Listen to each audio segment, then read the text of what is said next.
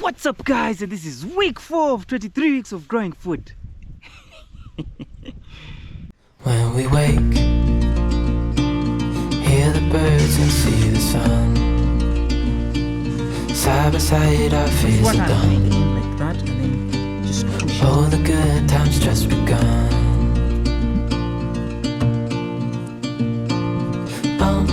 We know what we have, let's hold on tight.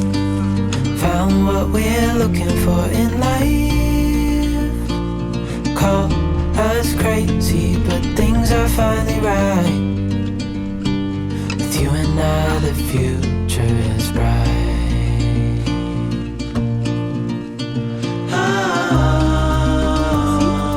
You and I, we got it. We don't need no more. Even in the hard times. Chickens out. Oh, you guys shouldn't be getting out. You got out. What time is it? We've had less to do at the farm, but there's been a lot going on. Now there's been so many things coming out of the ground. Well, of the soil in the seed trays. Let's check it out. We've had cabbage. No. This is cauliflower. Look at them. And this one is cabbage, red cabbage. And this is kale. This is why you should label your trays. If you don't label your trays, there's a time I had planted broccoli, cauliflower, cabbage, red cabbage, and the normal green cabbage. The only thing I could tell was the red cabbage because it looks different.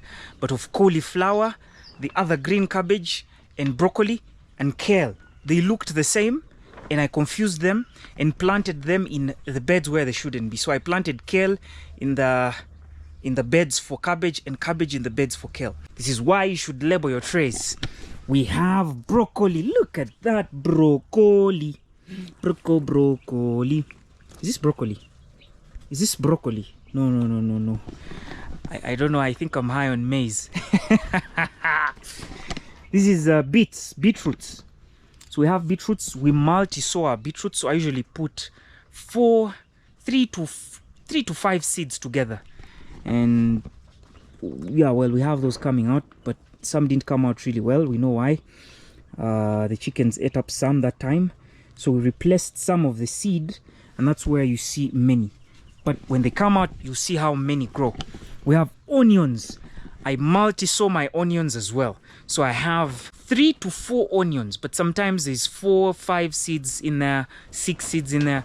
But I just put them in the ground and they grow together, and they love growing together. And what happens as they grow, they push on each other, and you'll have 5 onions growing in one space. How cool is that? Tomatoes, they're just coming out of the ground, but they're not doing bad. There's a few weeds in there. These are the huge tomatoes, These are not cherry tomatoes. We're planting cherry tomatoes when we get a free tray. We've planted peppermint in some of them, and the others are empty, and we have these huge ones, so we could start those in there. But the plan is, when I get these tomatoes out of here, we'll be putting them in there. So after about 5-7 weeks, we'll put them in there, and they'll stay in there for a couple more weeks while they're in their greenhouse and taking in the heat as they grow. Now when they bring out their first flowers, we'll pluck off those flowers and then take them out, transplant them outside. So we want to experiment with growing tomatoes out in the field. So we're going to put so many tomato plants. We want to have so many tomatoes that we have more than enough for us, that we can give away a few and then sell the rest. This is okra. Okra. I'm using a Nigerian accent because the first time I had okra was my Nigerian friend called Oga that cooked it for me. Oga, I hope you watch this video. I've done this all for you. I beg. You go come out to watch this thing.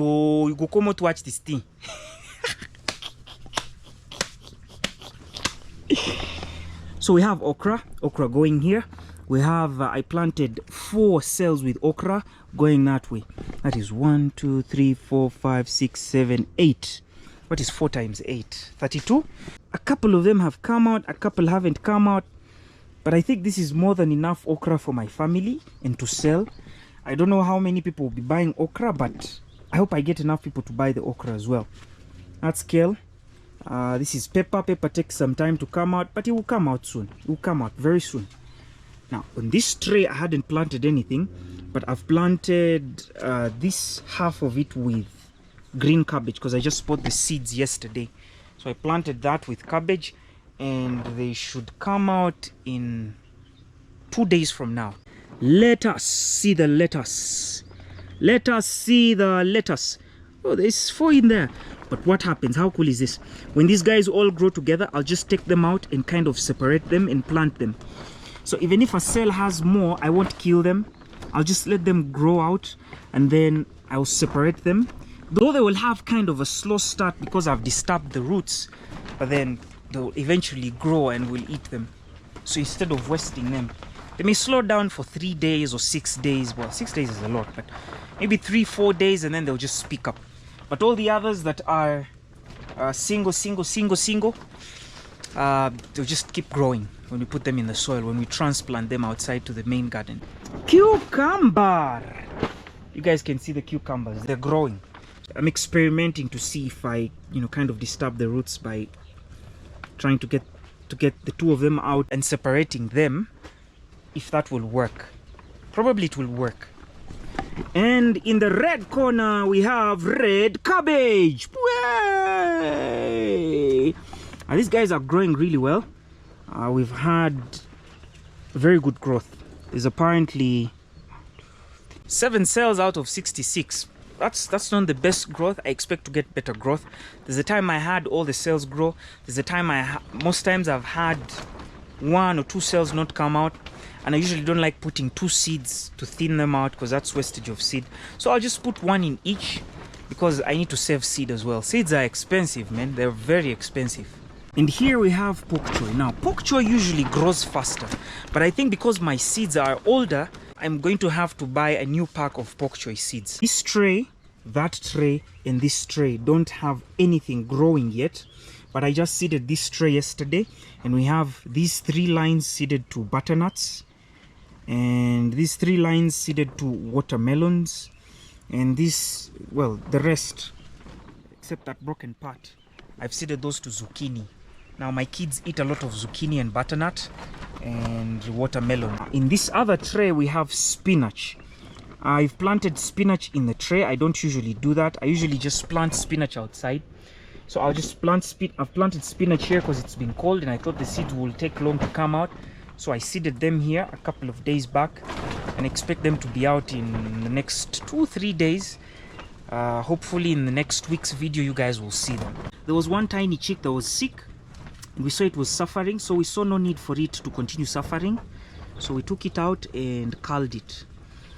For those that don't know what culling is, it's slaughtering a chicken, and there's so many reasons why people cull. People could cull because they have too many chickens and they want to keep a smaller flock of chickens, or people could cull if a bird gets sick and it has an infectious disease that they don't see a reason to treat. Could be treated, but they don't see a reason to treat it, so they just cull it and eat it. Yeah, but culling could also happen whereby there's disease, but you don't see the point of leaving that chick. So it's been suffering for about 3 weeks. I say 3 weeks, and so we just culled it today. Sad, but all these others are looking good. This is a potato, and I want to show you guys how we've planted these potatoes. So we've not dug the soil, we've not like dug them in. Oh, that one's kind of in there, but yeah, here it is. I don't want to disturb it that much, but you guys can see where it is.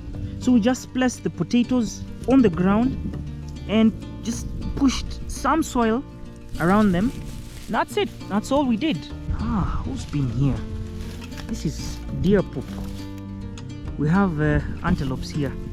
I don't want to touch the poop, but that's deer poop. You guys can see that. This tiny thing here. So I think it's been walking over this in the night. Oh man. We have antelopes. I don't want to call them deers. As this grows, gets to this height, we keep adding mulch. Gets to this height, we keep adding mulch. So the mulch will be up to here and the potatoes will grow in there. As long as they have some roots in the soil, just have all the potatoes growing in there. You don't have to dig. We're going to see how much of a production we'll have from these, and then we'll also try another method where we just put compost and then push them into the compost, like no digging, no disturbing the structure of the soil. We just put them in. So there's more. There's that one, that one, that one. There's some coming out here, that one over there. There should be one popping out over here. It's probably still sleeping. There's that one, that one, that one. This method's good. Less water. Hopefully as we improve the soil, we won't need to water them at all. The other good thing about this method is weeds. Guys, we've not had to weed. Well, you'll see a couple of things pop out like that, but that's easy to take out. We'll just take that out easily. There's this one trying to pop out there. There's this one trying to pop out there. You just come and grab it like that and pull it out.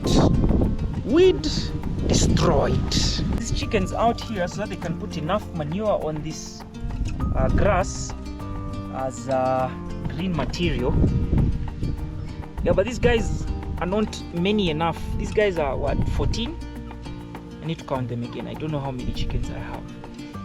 But these guys are not enough. And then they don't eat as much as broilers. Their instinct is to forage. Oh, you guys shouldn't be getting out. And that's it for week 4 of 23 weeks of growing food. See you next week. Sindio.